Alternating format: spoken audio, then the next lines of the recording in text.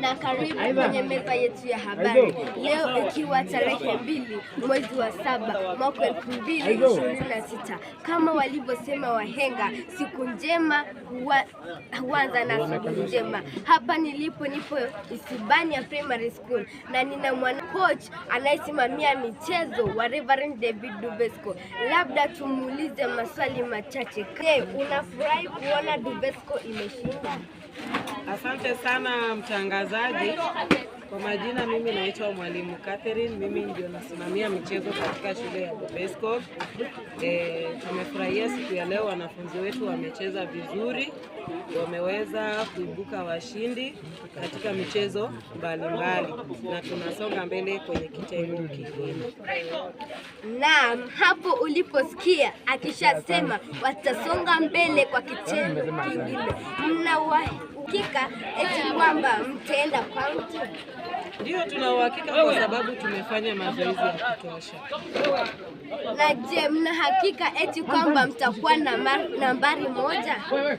Tuna uhakika kwamba tutakuwa nambari 1. Je, unaona vipi michezo hii michezo sasa hivi imekuwa mizuri, imekuwa michezo ya amani, licha ya vurugu kidogo ambayo imetokea, lakini imeweza kusawazishwa.